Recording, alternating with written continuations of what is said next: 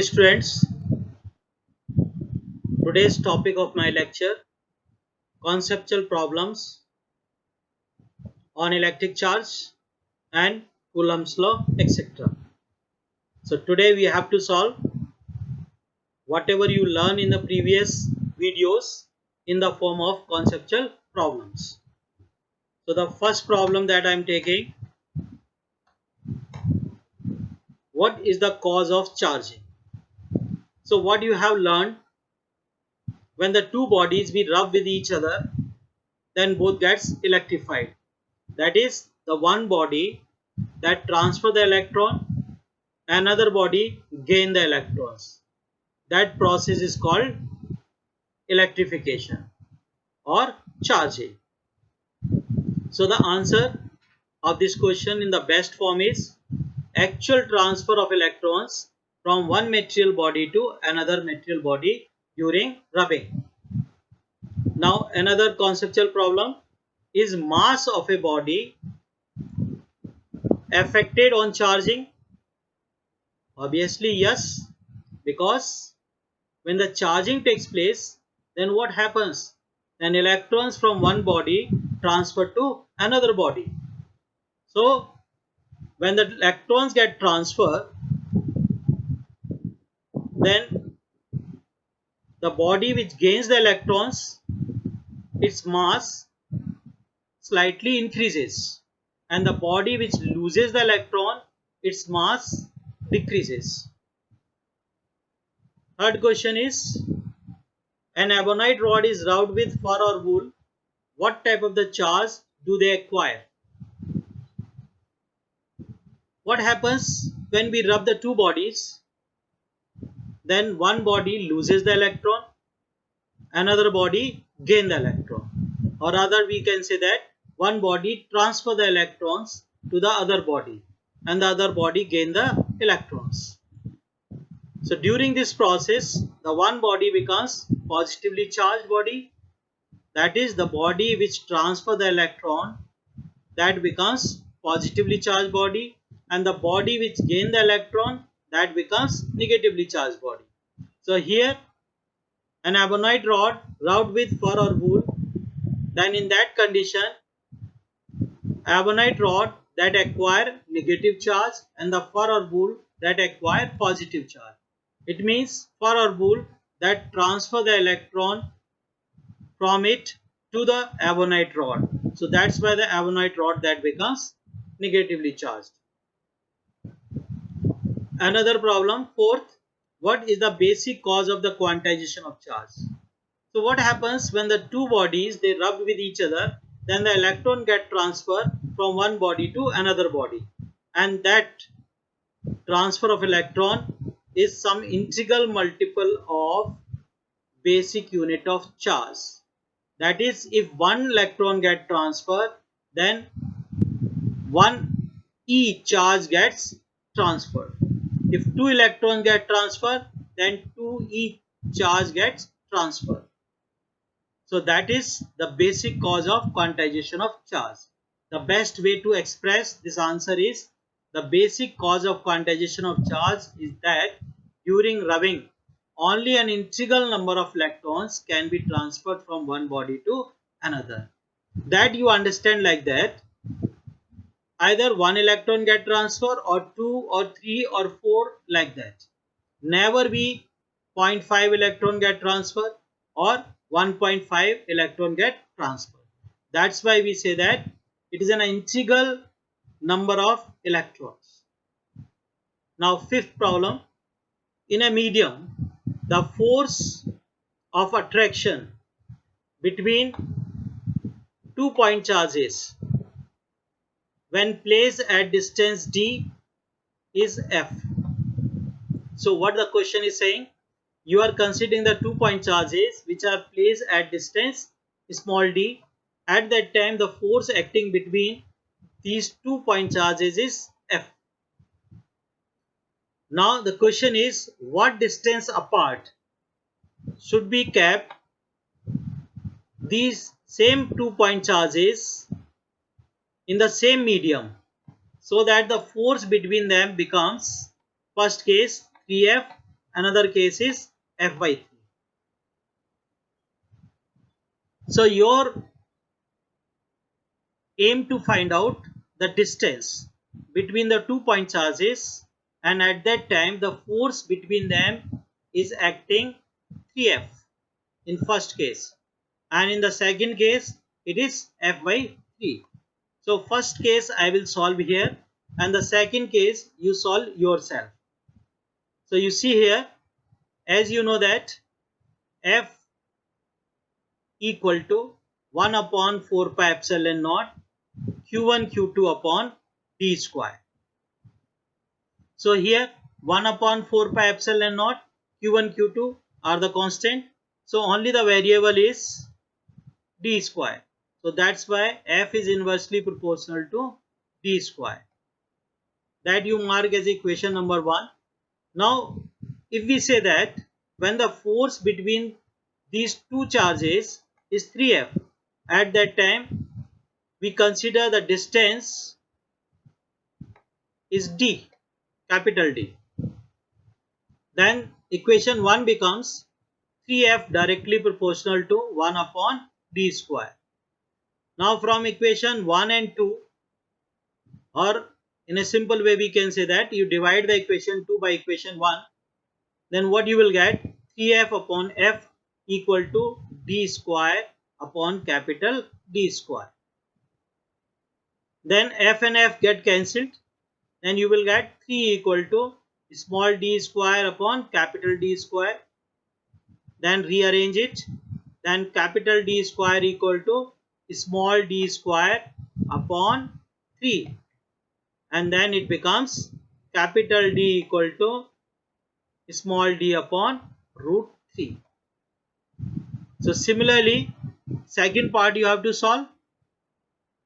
In place of in equation 2, you write F by 3 is directly proportional to 1 upon capital D square, and similar steps you follow, and then you find the distance, and that distance should be root 3. So you try yourself this part of this question. Sixth question, when the 2 point charges Q1 and Q2 are placed close to each other, what is the nature of force between them? Two conditions are given. First is Q1 Q2 greater than 0. Second condition is given Q1 Q2 less than 0. So here the first case you take, when the condition is Q1 Q2 greater than 0, means the product of magnitude of two charges is greater than 0. It will be greater than 0 only when either both the charges are positive or both the charges are negative. Means both are the like charges. It means nature of force between like charges will be repulsive. So in first condition, the nature of force when the product is Q1 Q2 greater than 0 is repulsive. Second case, when we take Q1 Q2 less than 0. So product of magnitude of two charges is less than 0 when they are unlike charges. That is, one is positive charge, another one is negative charge. So it means they are unlike charges. So force, nature of force between unlike charges is attractive. So in the second case, the nature of force is attractive. Now question number 7. How does force between 2 point charges change if dielectric constant of the medium in which they are kept increases? As in my earlier videos, I already explained, if nature of medium between the 2 point charges changes, then the force also changes. So from there you have the one formula by which the force is inversely proportional to the dielectric constant. As per your question, if you see that the question is saying the dielectric of the medium in which the two charges are kept increases. So by this relation, if K increases, then what happens? The force between the two charges decreases. So when dielectric constant of the medium increases, then the force between the two charges decreases. Question number 8. Two identical metallic spheres of exactly equal masses are taken. One is given a positive charge and other an equal negative charge. Are their masses after charging equal? Answer is no. Why? Because if a body is having a negative charge, it means it has the excess of electrons.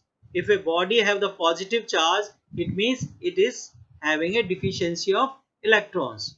So that's why we say that the negatively charged body sphere will have slightly more mass than of positively charged sphere.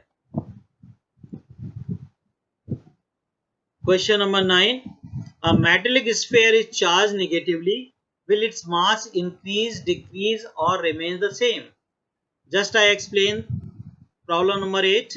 Similarly here, if a metal sphere charged negatively, it means a charge is transferred from one body to another body. So a body which is having a negative charge, it means it has the excess of electrons. So that's why we say that a metal sphere which is charged negatively, then its mass will increase. So mass of negatively charged sphere will increase. Now question number 10. Electrostatic experiment cannot be conducted successfully on humid days. Explain. In my first video, I took one example that when the comb rub to the dry hairs, then comb gets electrified, and when bring it near to the small pieces of the paper, then easily it get lifted. So there is a reason behind for saying dry hair, because in the humid conditions the air becomes conducting. So therefore the static charge on the apparatus leaks to the air.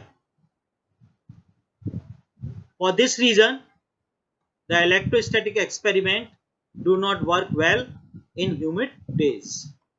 So remember it, very important point here.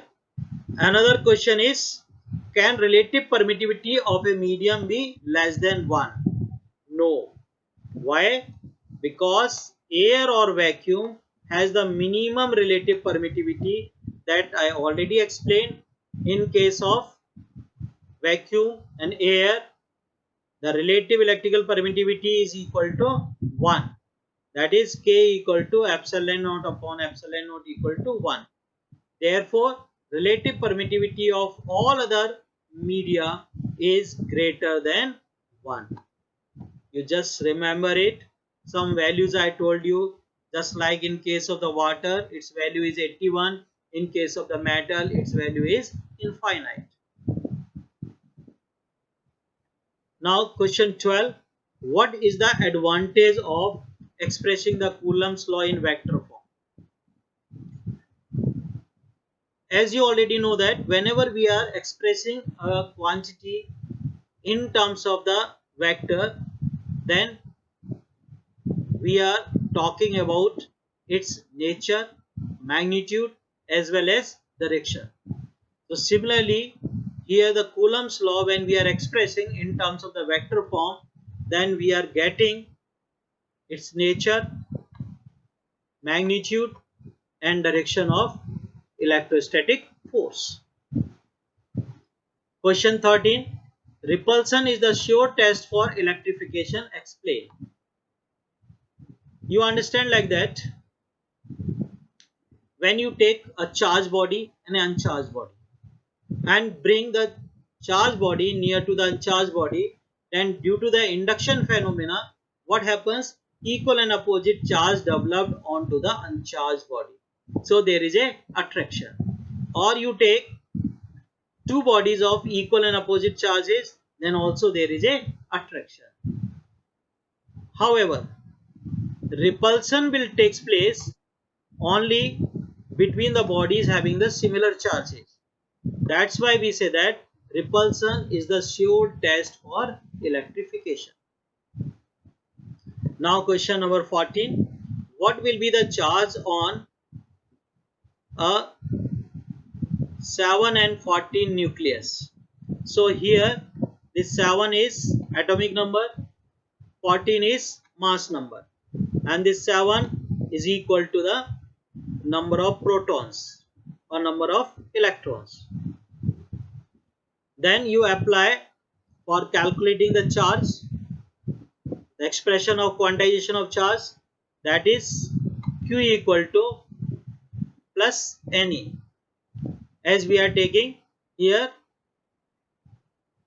7 are the number of protons.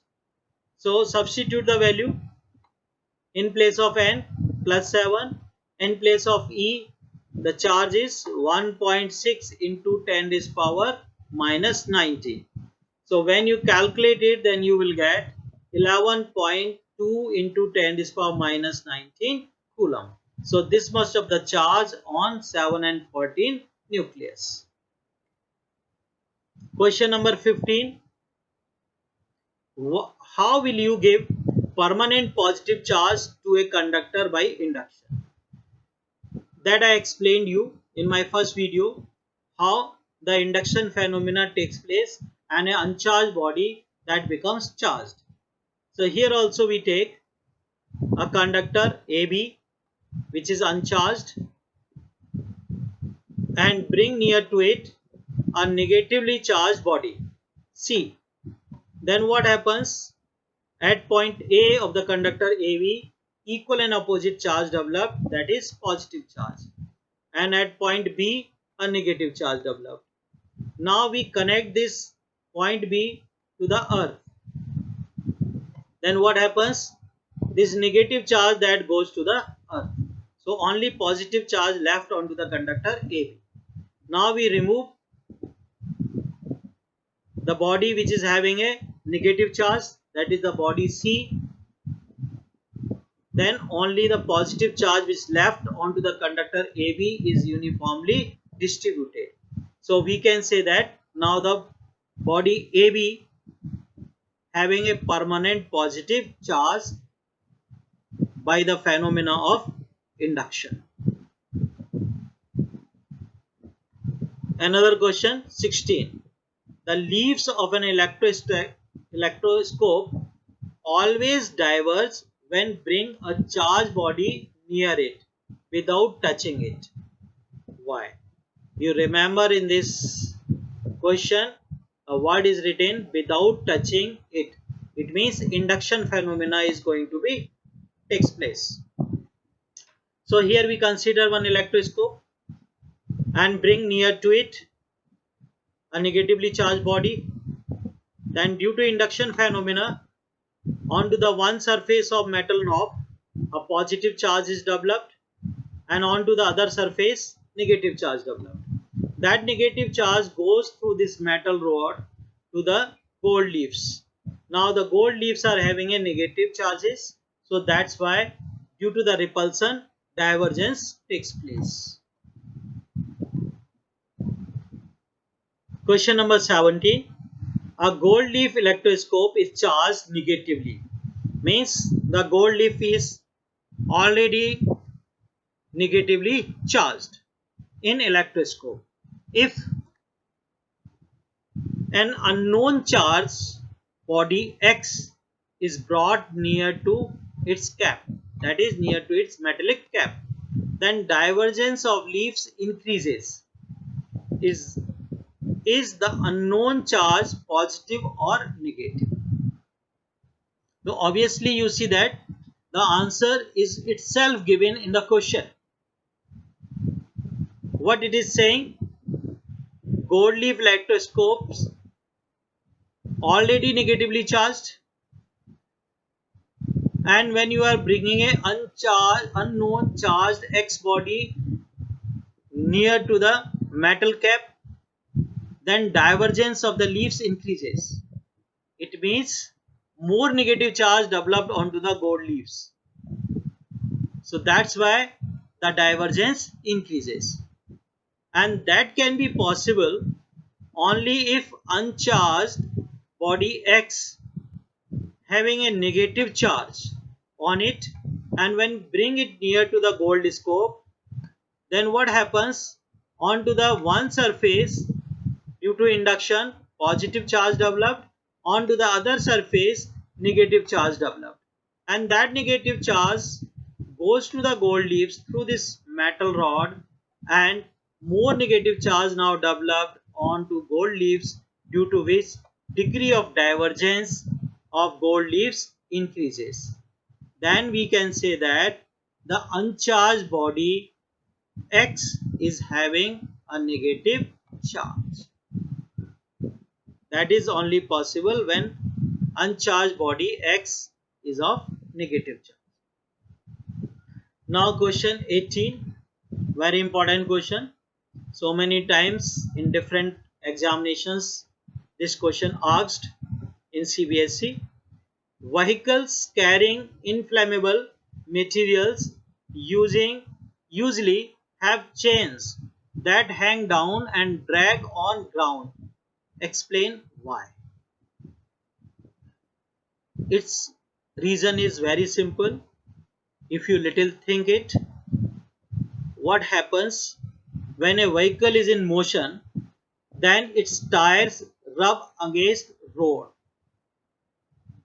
Then its tire rubbed against road and gets charged due to friction. Further, due to the friction of air, as the vehicle is moving, then air friction takes place on the body of the vehicle, so it also gets charged. If due to this friction the charge starts getting accumulating onto the surface of the body of the vehicle, then sparking may takes place, due to which inflammable material may catch fire. Since chain ropes are touching the ground, then the charge that transfer to the earth by this rope, hence danger of the fire is avoided. So that's why usually chains that hang down and drags onto the ground while carrying the vehicle inflammable material. That is the example of earthing or grounding that you have studied in the first video. Now question number 19. If Q1 Q2 less than 0, what can one say about the nature of force between the charges? This type of the question that you have already done. If Q1 less than Q1 Q2 less than 0, then what is its actual meaning? Its actual meaning is that either the one charge is positive or another one is negative. Then only this condition can be satisfied. So when one charge is positive, another one is negative, in that condition the force is acting between unlike charges, and the force between unlike charges is always attractive. So the nature of force between the charges is attractive.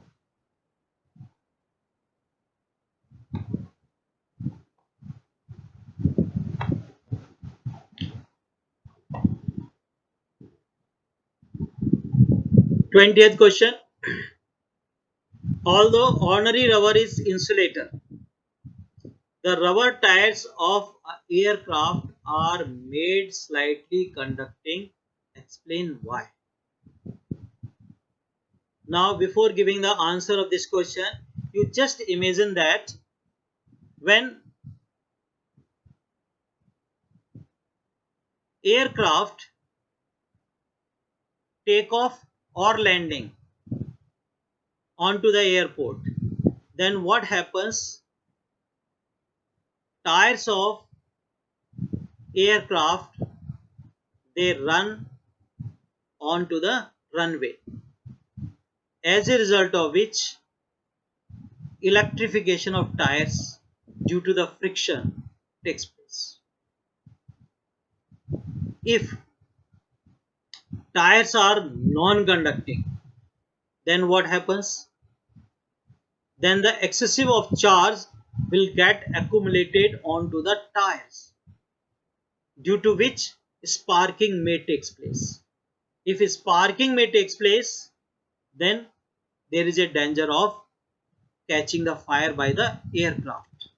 That's why the tires of the aircraft are made slightly conducting, due to which accumulation of the charge cannot be takes place. If the excesses of the charge comes onto the tires of the aircraft, then it goes to earth, and that eliminate the danger of fire caught by aircraft. Very good question. Now question 21. If is 1 coulomb is a big or small unit of charge? Obviously it is a very big unit of charge, because when you calculate number of electrons on a body of 1 coulomb charge, that comes to be 6.25 into 10 is power 18, that we have already explained in my previous videos. Now in another way, I just want to tell you that why we say that 1 coulomb is a big unit of charge. As you have studied in Coulomb's law, the force acting between the 2 point charges is given by F equal to 1 upon 4 pi epsilon naught Q1 Q2 upon R square.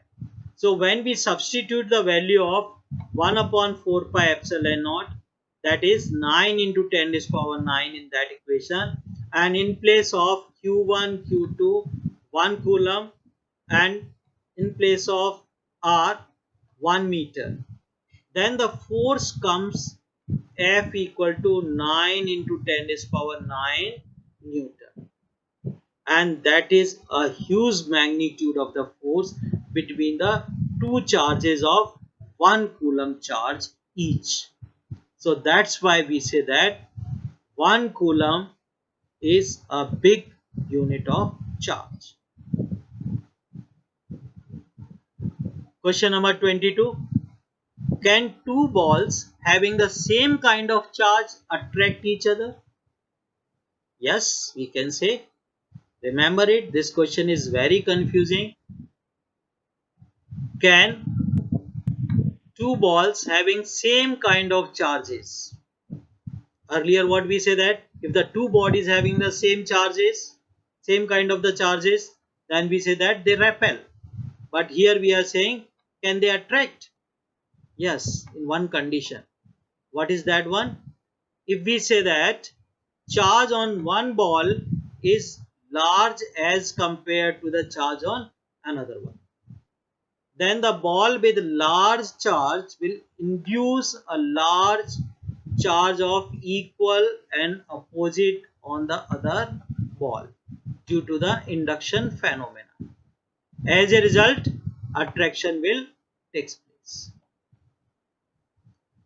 So here what we are applying the concept, here we are applying the concept of the induction. You are bringing a body which is having a large charge as comparison to the another body near to it, then due to induction equal and opposite charges develop, as a result of which the attraction can take place. So remember it. Question 23. What does Q1 plus Q2 equal to 0 signifies in electrostatics? So this equation is basically the property of electric charge, that is additivity. So here what we are saying, Q1 plus Q2 equal to 0. Its basic meaning is Q1 equal to minus Q2. So Q1 equal to minus Q2 means that they are having equal and opposite charge. So this equation signifies that electric charge are algebraic additivity, and here Q1 and Q2 are equal and opposite.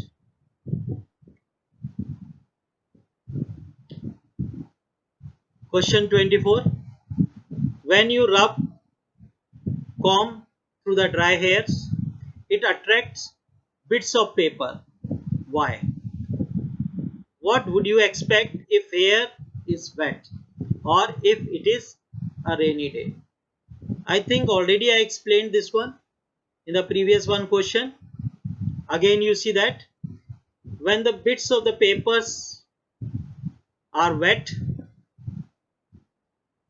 or hair is wet or it is a rainy day or the comb is wet, in that condition I told you that if humid is there, wet is there, rainy day is there, then conduction takes place. So in that condition, the best way how you can explain or write the answer, when we rub a comb through the hair, the comb gets charged due to the friction. That is, transfer of electrons takes place. As a result of it, it attracts bits of paper. If the hair is wet, then the friction between the comb and hair is greatly reduced. Because of that, transfer of electrons properly cannot take place. Consequently, the comb is charged to a lesser extent and it may not attract the bits of paper. The same is true if it is a rainy day. It is because due to the higher humidity, the hairs do not remain perfectly dry, so that during rubbing they cannot transfer properly the electron to the comb.